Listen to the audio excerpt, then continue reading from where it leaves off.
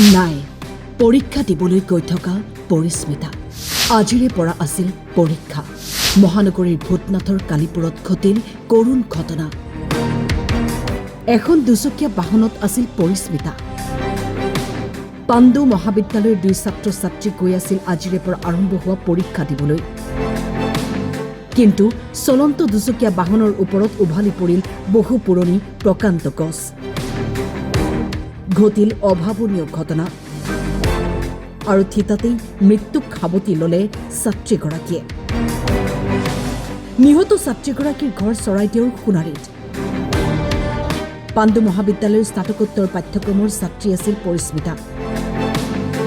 পৰীক্ষা দিবলৈ গৈ থকা পৰিস্মিতাৰ জীৱনেই ল'লে ভয়ংকৰ পৰীক্ষা ভূতনাথ ৰেল লাইনৰ সমীপতে আছিল বহু পুৰণি মৰহি যোৱা গছজোপা হয়তো আপুনিও অহা যোৱা কৰোঁতে লক্ষ্য কৰিছিল গছকেইজোপা সময়মতে গছজোপা কাটি পেলোৱাহেঁতেন আজি অকালতে পৰিস্মিতাই হয়তো প্ৰাণ হেৰুৱাবলগীয়া নহ'লহেঁতেন ঠিক 9:15 মানতহে কথাটো গম পাইছোঁ হা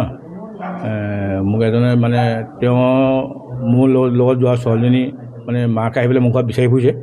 আহি পেলাই তেতিয়া ক'লে এনেকৈ বোলে এটা এক্সিডেণ্ট হৈছে কি হৈছে বুলি তেনে মোক নাই কোৱা তেওঁ মানে কান্দি কাটি গোটেই ক'ব নোৱাৰা গৈছেতো তাৰপৰা পিছতে আহি পেলাই মোৰতো খবৰ পাতি পোৱা নাই কি হ'ল কি নহোৱা তাৰপিছতে আৰু মানে মই একো তত্ত্বই ধৰিব নোৱাৰিলোঁ কি হ'ল ঘটনা পিছত মানে মই গম পাইছোঁ যে এনেকৈ বোলে পৰীক্ষা দিবলৈ যাওঁতে আজি ছোৱালীজনী বোলে এক্সিডেণ্ট এটা হৈছে বাইকত গৈ আছিলে গৈ থাকোঁতে গছৰ ডাল পৰিলে বুলি ক'লে গছৰ ডাল পৰিলে বুলি ক'লে আৰু তাৰ মই সিমানেই গম পাইছোঁ আৰু এতিয়ালৈকে আমি সঠিক মানে গম পোৱা নাই এতিয়া মোৰ ল'ৰাটো গৈছে আৰু তাৰ লগত ল'ৰা 3টামান গৈছে তাইতো আজি 2 বছৰ হৈ গ'ল তাত পঢ়া তাৰপৰা আজি মানে হা গুৱাহাটী ইউনিভাৰ্চিটি আজি মানে পৰীক্ষা আছিলে হয় পৰীক্ষা দিবৰ কাৰণে গৈছিলে তেওঁ তাই পৰিস্মিতা হাজৰিকা লগত কি মোহন বুলি এটা আছিলে দেই জ্যোতিময় মোহন নেকি সোণাৰী ল'ৰা এই সোণাপুৰৰ ঘৰ নেকি সি বোলে অলপ মনত দুখ পাইছে বুলি কৈছে মানে শুনা মতে দেই ইমানেই মই গম পাইছোঁ এতিয়ালৈকে গুৱাহাটীৰ পৰা